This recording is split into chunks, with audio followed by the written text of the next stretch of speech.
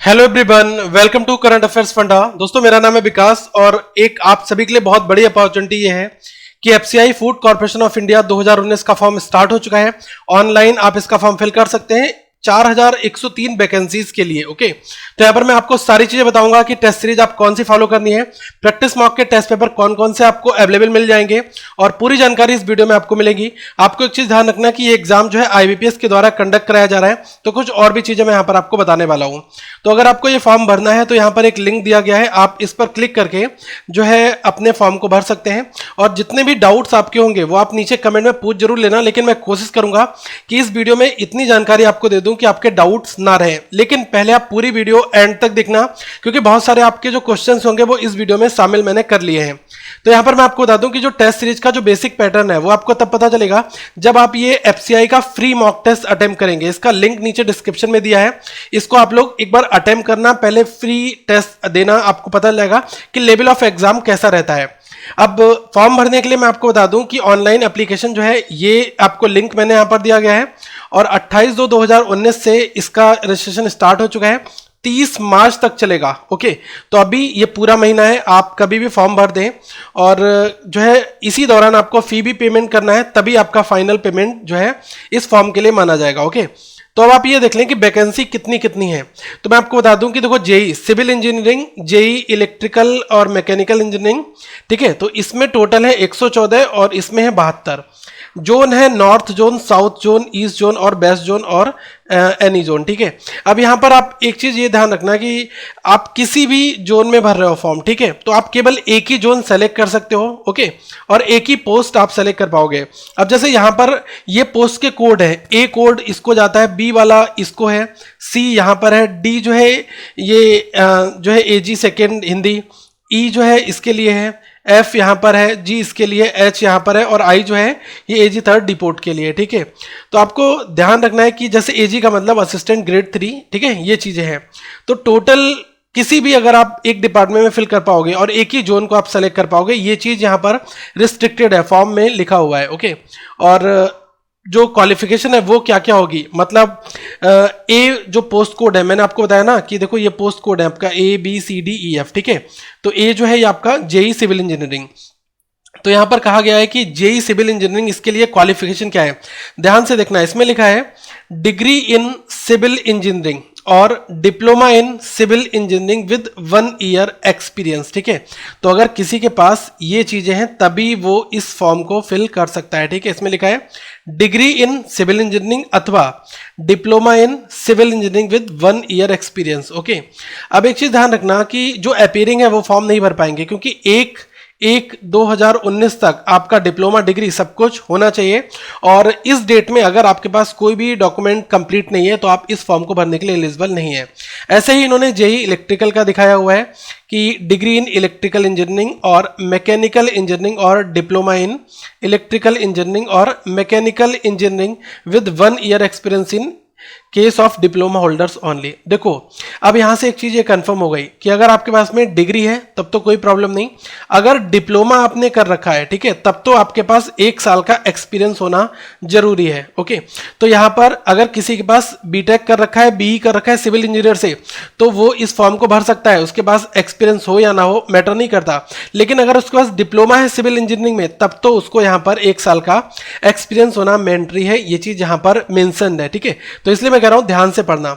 अब देखो, steno grade 2 ये इन्होंने यहां लिखा है और ये जो है असिस्टेंट ग्रेड 2 हिंदी। ठीक है, तो इसके लिए यहां पर लिखा है graduate along with O level qualification DOEACC से होनी चाहिए, स्पीड जो है 40 वर्ड पर मिनट और 80 वर्ड पर मिनट, मतलब इसमें हिंदी इंग्लिश दोनों का है। Okay, typing and shorthand respectively, और degree in science computer application with speed of 40 word पर मिनट एंड 80 वर्ड पर minute in typing and shorthand respectively.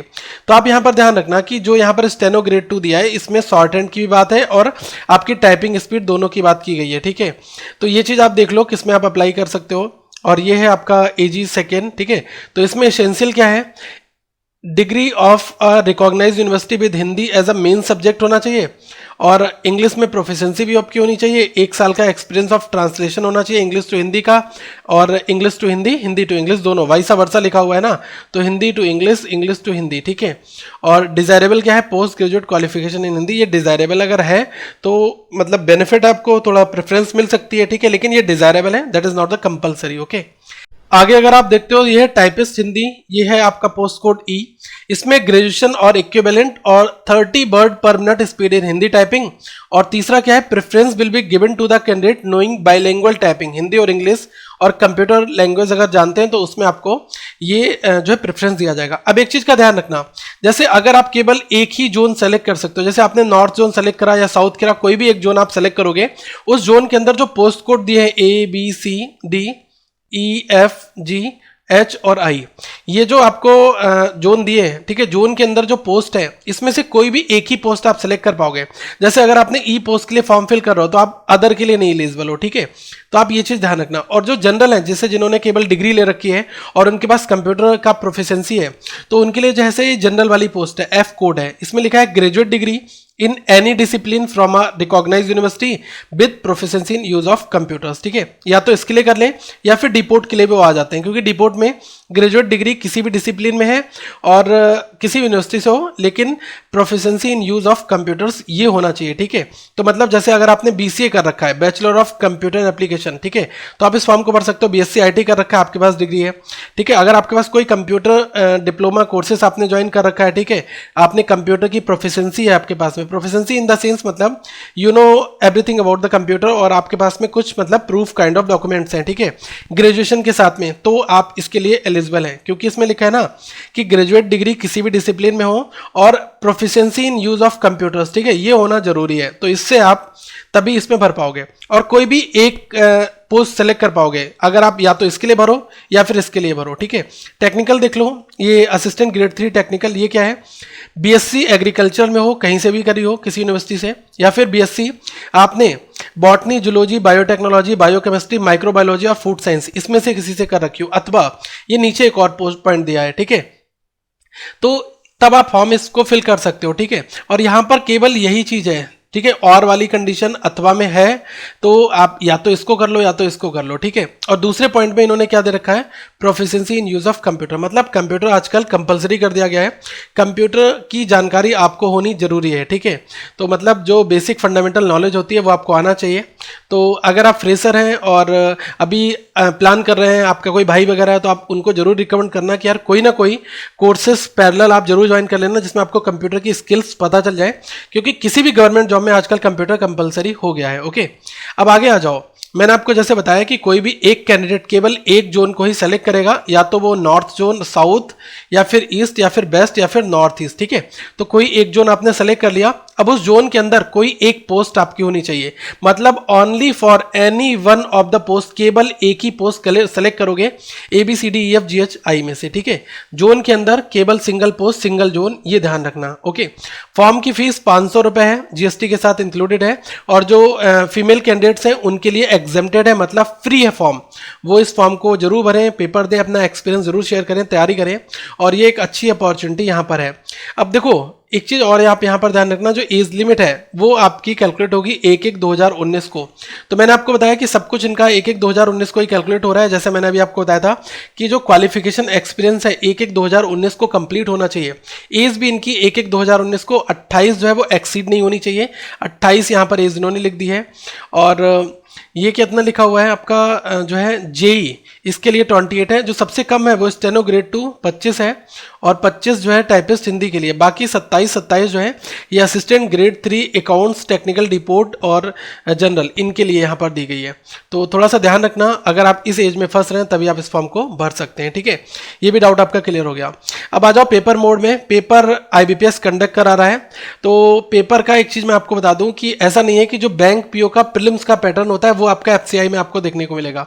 Most probably हम ये जान सकते हैं कि ये SSC ओरिएंटेड एग्जाम है, और रीजनिंग में आपके वो टॉपिक भी पूछे जाएंगे जो हम लोग रीजनिंग में करते थे, ठीक है। बैंक के एग्जाम में क्या होता है, डेडिकेटेड होता है कि सिटिंग अरेंजमेंट है, DI है, लेकिन यहाँ पर IBPS कंडक्ट जरूर करा रहा है, लेकिन यहाँ पर जो आपका पेपर का पैटर्न है वो SSC के आसपास में रहेगा। थोड़े बहुत क्वेश्चन चेंजेस देखने को मिल सकते हैं, लेकिन प्रीलिम्स में आपका इंग्लिश, रीजनिंग और न्यूमेरिकल एप्टीट्यूड में 30 क्वेश्चन इंग्लिश के हो गए, 35 और 35 आपके ये हो गए।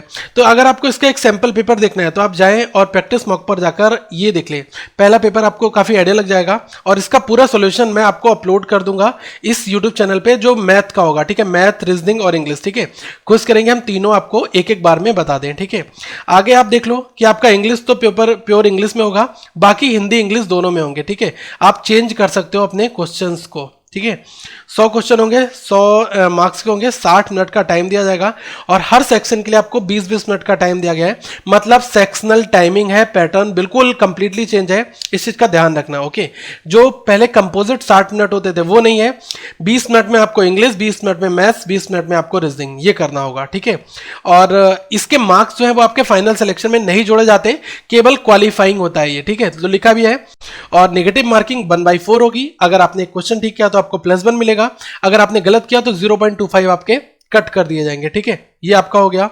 आगे आप देखो जो फेज 2 है, इसमें ध्यान से देखना कि phase 2 online exam bill comprises of किसका है। इसमें लिखा है कि number of papers in phase 2। Phase 2 में जो नंबर ऑफ पेपर है, पोस्ट कोड की अगर मैं बात करूं FIE, इनके लिए जो है पेपर 1 ऑनली होगा, और E के लिए क्या है, पेपर जो है 3rd ऑनली होगा, ठीक है। पेपर 1 के बारे में मैं बताऊंगा, पेपर 3 में क्या क्या आता है वो भी मैं आपको बताऊंगा, ठीक है। तो आप ये देख लें कि जो फेज 2 है इसमें F और I इन दोनों पोस्ट कोड के लिए केवल आपका पेपर 1 होगा, और E के लिए पेपर 3rd होगा। अब पेपर 1 और पेपर 3 में क्या क्या पूछा आता है उसको भी देख लेंगे, लेकिन उससे पहले आप देख लें ये आपके 2 पेपर एग्जाम है। जैसे मैं कहूं C, A, B, G और H और D, ये जो पोस्ट कोड है, इसमें अगर मैं C की बात करूं तो पेपर ये आपका केवल 5th ऑनली होगा, स्टेनो ग्रेड 2 के लिए, ठीक है। अगर A है तो इसमें क्या है, जूनियर इंजीनियर सिविल है, और B में junior engineer electrical mechanical engineer, तो इसमें पेपर 1 और पेपर 2 ये होंगे, ठीक है।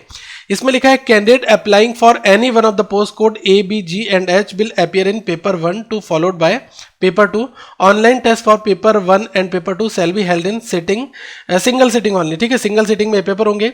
अभी मैं आपको बताता हूँ कि पेपर 1 में क्या होता है, पेपर 2 में क्या आता है, वो यहाँ पर इन्होंने डिटेल में बताया हुआ है।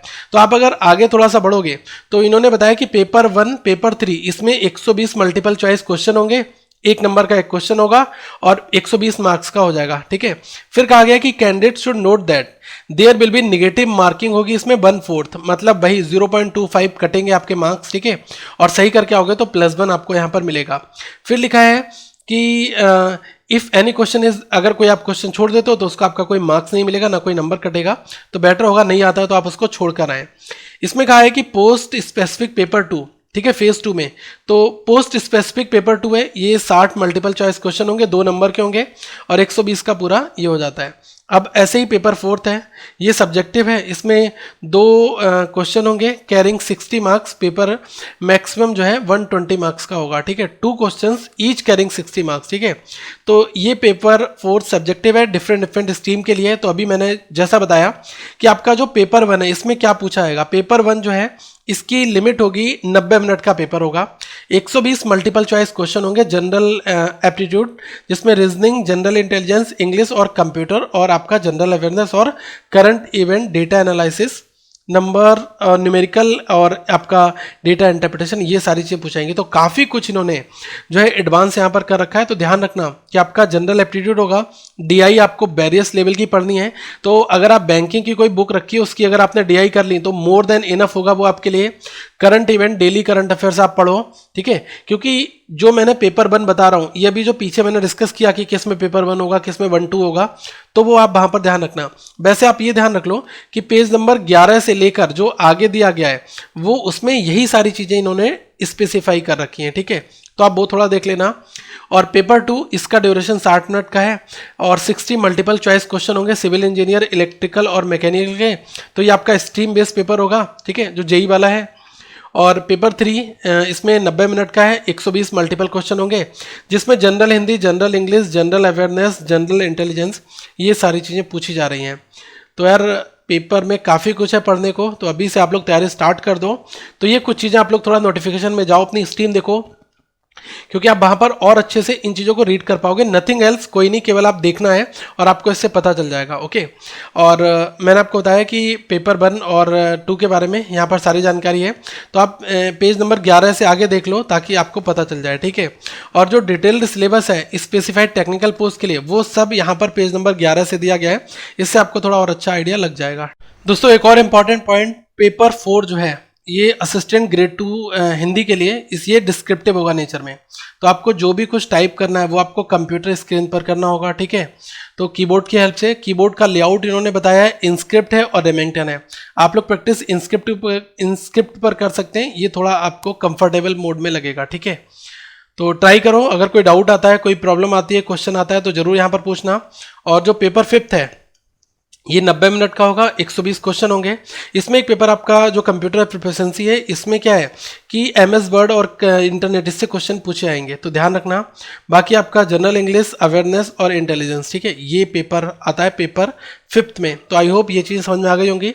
एक बार जाओ और जाकर आप पेपर को अटेम्प्ट करो, तभी आपको लेआउट स्ट्रक्चर समझ में आएगा कैसा क्या यहाँ पर आ रहा है। और कुछ प्लेलिस्ट आपको यहाँ पर मिल जाएंगी, तो आप उनको देख सकते हो। और लोगों पर क्लिक करके इस चैनल को सब्सक्राइब जरूर कर लेना, वीडियो को लाइक भी करना। प्लेलिस्ट यहाँ पर मैंने दे रखी हैं और वीडियो का जो मैंने आपको टेस्ट बताया उसका लिंक नीचे डिस्क्रिप्शन में दिया गया है। Thank you, have a good day.